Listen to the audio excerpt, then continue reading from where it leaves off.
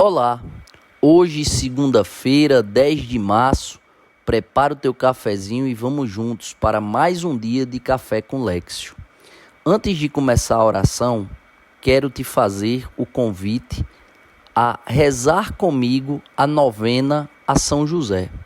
Começamos hoje, todos os membros da comunidade Filhos da Misericórdia e católicos espalhados pelo mundo inteiro. Nós começamos hoje a novena a São José, que findará no seu dia 19. Então, vamos ocupar um espaço muito pequeno, muito breve, para rezarmos, pedindo a intercessão ao Pai nutrício de Jesus Cristo, nosso Senhor, que é o glorioso São José, fazendo as orações próprias da novena. Então, separa um espaço, pensa nas graças que você quer alcançar para a tua vida, para a vida daqueles que você ama, e façamos juntos a novena a São José, antes de refletirmos sobre a liturgia de hoje. Em nome do Pai, do Filho e do Espírito Santo. Amém. Não me lembro de até hoje lhe ter pedido alguma coisa que não me tenha concedido. Nem posso pensar sem admiração nas graças que Deus me tem concedido por sua intercessão e nos perigos de que me tem livrado, tanto para a alma como para o corpo. Parece-me que Deus concede aos outros santos a graça de nos auxiliar nesta ou naquela necessidade. Mas sei, São José, por experiência própria, que São José nos socorre em todas, como se nosso Senhor quisesse fazer-nos compreender que assim como ele lhe era submisso na terra porque estava no lugar de Pai e como tal era chamado, também no céu não pode lhe recusar nada. São José, Pai nutrício de Jesus, amabilíssimo São José, que tivestes a honra de alimentar, educar e abraçar o Messias, a quem tantos profetas e reis desejaram ver e não viram, obtende-me, com perdão das minhas culpas, a graça da oração humilde e confiante que tudo alcança de Deus. Acolhei com bondade paternal os pedidos que vos faço nesta novena e apresentai-os a Jesus, que se dignou obedecer-vos na terra. Amém. Rogai por nós, São José, Pai nutrício de Jesus, para que sejamos dignos das promessas de Cristo. Oremos. Ó Deus, que por uma inefável providência vos dignastes escolher o bem-aventurado São José para esposo de vossa Mãe Santíssima, concedei-nos que aquele mesmo que na terra veneramos como protetor, mereçamos tê-lo no céu por nosso intercessor. Vós que viveis e reinais por todos os séculos dos séculos. Amém. Glorioso São José, que fostes exaltado pelo eterno Pai, obedecido pelo Verbo encarnado, favorecido pelo Espírito Santo e amado pela Virgem Maria. Louvo e bendigo a Santíssima Trindade pelos privilégios e méritos com que vos enriqueceu. Sois poderosíssimo e jamais se ouviu dizer que alguém tenha recorrido a vós e fosse por vós desamparado. Sois o consolador dos aflitos, o amparo dos míseros e o advogado dos pecadores. Acolhei, São José, com bondade paternal a quem vos invoca com filial confiança, e alcançai-me as graças que vos peço nesta novena. Eu vos escolho por meu especial protetor. Sede, depois de Jesus e Maria, minha consolação nesta terra, meu refúgio nas desgraças, meu guia nas incertezas, meu conforto nas tribulações, meu Pai solícito em todas as necessidades. Obtende-me finalmente, como coroa dos vossos favores, uma boa e santa morte, na graça de nosso Senhor. Amém. Ave Maria, cheia de graça, o Senhor é convosco. Bendita sois vós entre as mulheres, e bendito é o fruto do vosso ventre, Jesus. Santa Maria, Mãe de Deus, rogai por nós, pecadores, agora e na hora da nossa morte. Amém. Continuamos unidos em nome do Pai, do Filho e do Espírito Santo. Amém. Como você pode ver, só tomamos 5 minutinhos do nosso dia para rezarmos juntos a novena São José.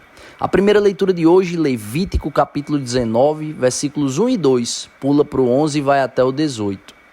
Olha, o Senhor falou a Moisés dizendo, então olha o que Deus falou.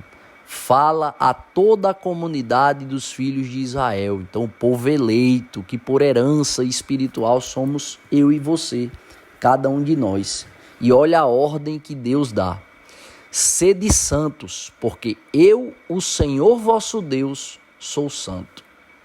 Então a primeira coisa, porque a gente diz assim, eu não sou santo não sou santo e não quero ser santo não, sou pecador mesmo, sou assim pronto. Veja, você não é santo, é verdade, eu também não, mas é a nossa vocação, o nosso chamado. Nem todo mundo é chamado a ser rico, nem todo mundo é chamado a ser famoso, nem todo mundo é chamado a ser popular, mas todo mundo, o branco, o preto, o amarelo, todo mundo, o gordo, o magro, todo mundo é chamado a ser santo. Sede santos, porque eu, o Senhor vosso Deus, sou santo. Deus nunca ia dar uma ordem que a gente não tivesse a capacidade de cumprir. Com os nossos próprios esforços, realmente, nós não temos como cumprir. Mas, com a graça de Deus, sim, nós podemos não somente buscar, mas alcançar a santidade que o Senhor espera de nós e que nos criou para vivermos deste modo, em santidade. E aí ele dá um itinerário. Não furteis, não digais mentiras, nem vos enganeis uns aos outros. Então veja como isso é forte. Nós precisamos fazer um exame de consciência. Por que nós precisamos fazer um exame de consciência? Porque o demônio, ele tem duas características. A primeira, ele acusa, ele é o acusador. A segunda, ele é o pai da mentira. Então mentir, aquela mentira do dia a dia, aquela mentira da vida cotidiana, para justificar algum tipo de fracasso nosso, quando a gente chega atrasado, ou quando a gente ostenta uma leitura que a gente não fez.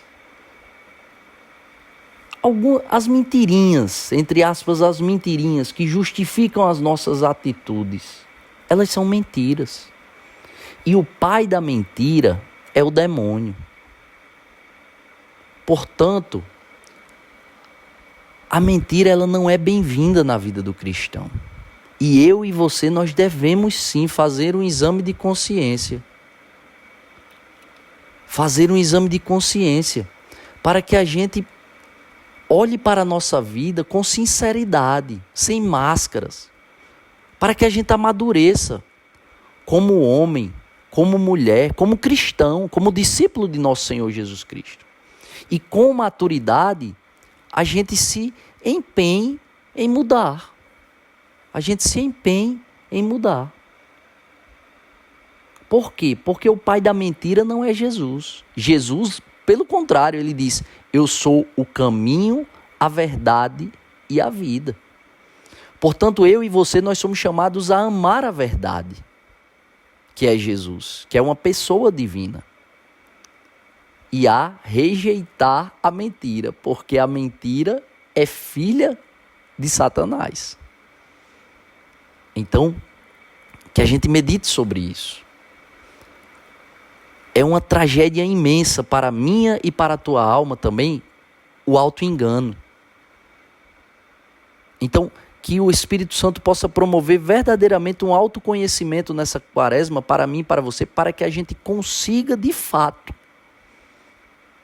reconhecer, identificar os nossos vícios, os nossos pecados, arrependidos, confessar os nossos pecados e, pela graça de Deus, sair do vício para a virtude, do pecado para a santidade. E aí ele vai dando um itinerário, né? Não explores o teu próximo, nem pratiques extorsão contra ele. Não cometas injustiças no exercício da justiça.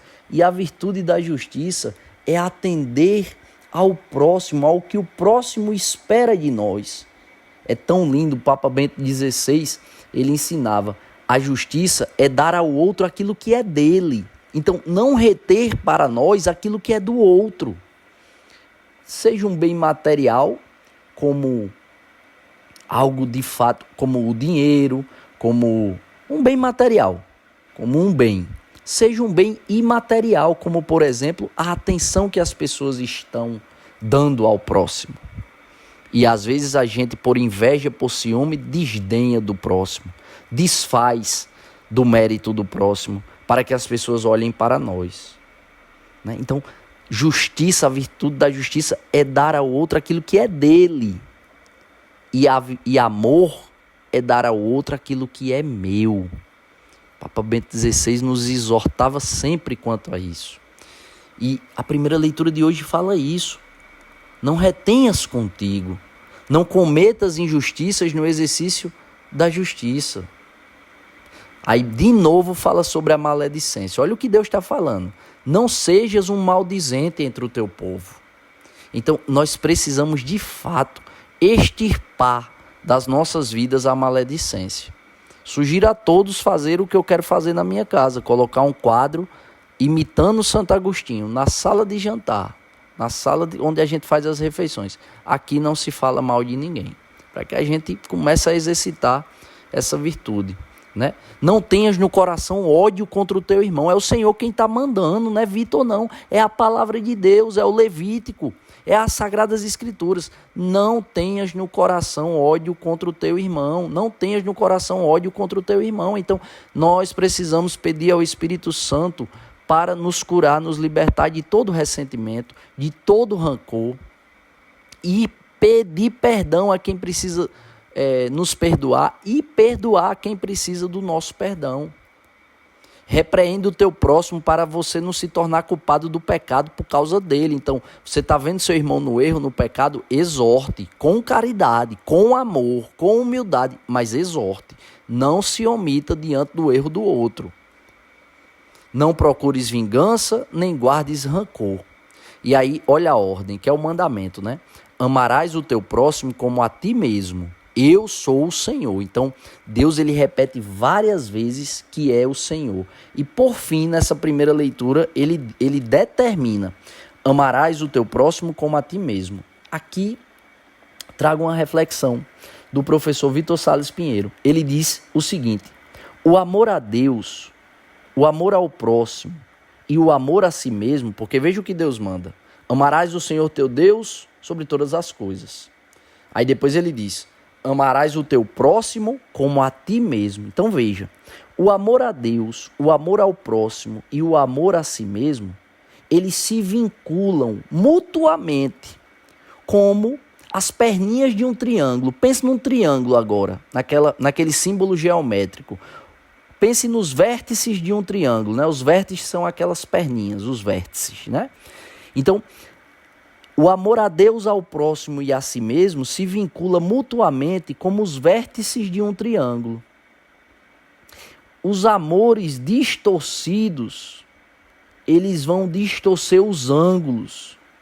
Eles vão alterar essa relação que precisa ter harmonia para que seja de fato um triângulo que aponta para a Trindade.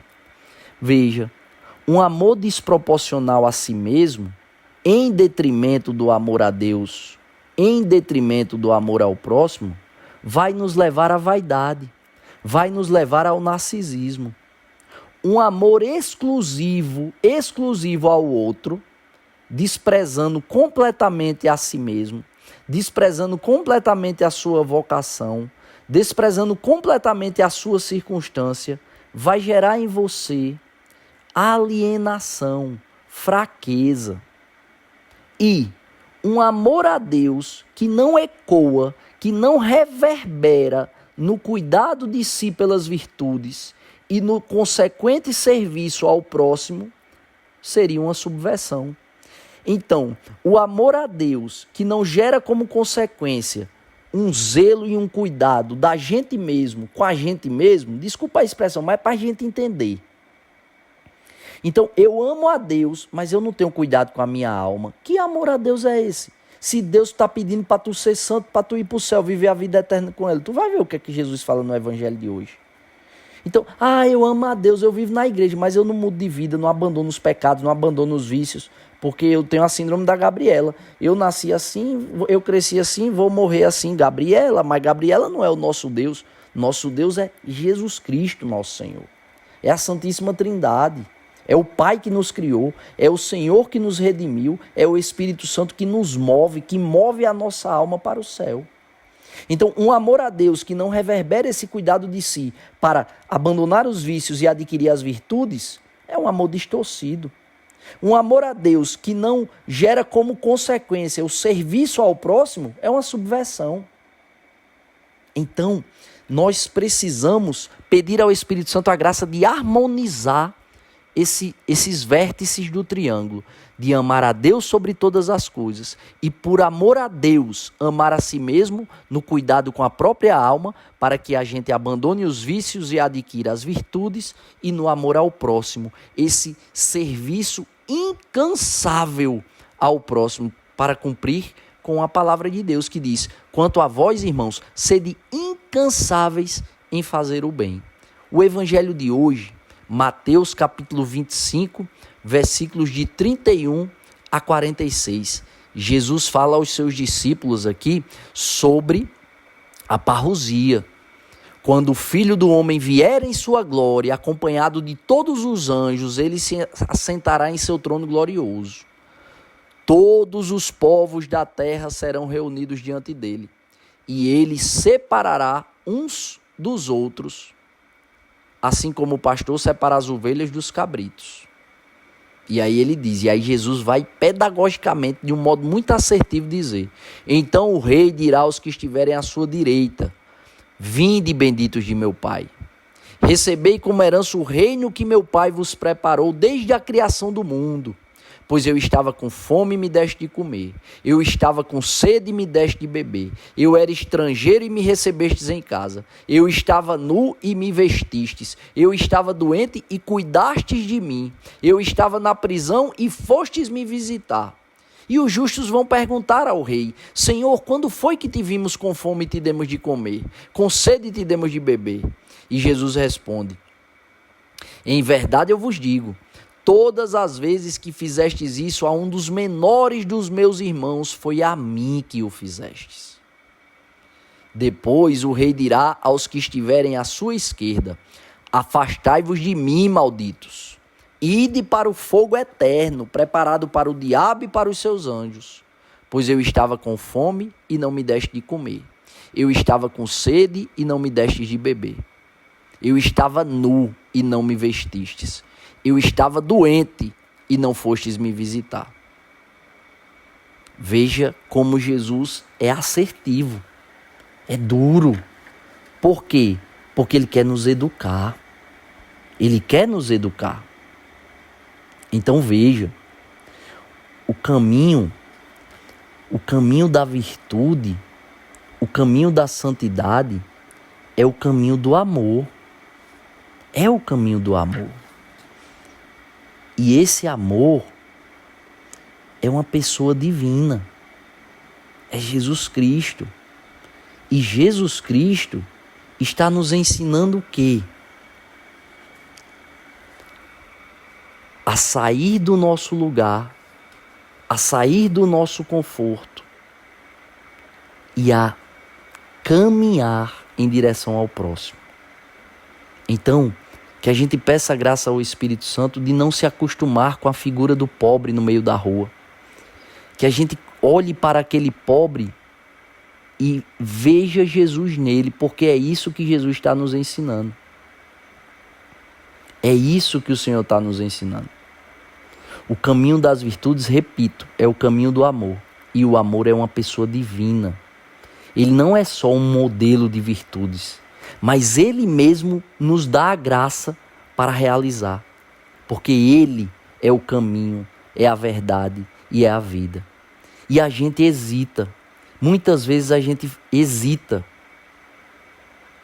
diante da magnificência de Cristo, diante da grandeza do seu amor, diante do seu passo firme, da imponência com que Jesus nos ensina a amar, esse amor exigente, que precisa ter como consequência um serviço incansável em relação à realidade que nos cerca.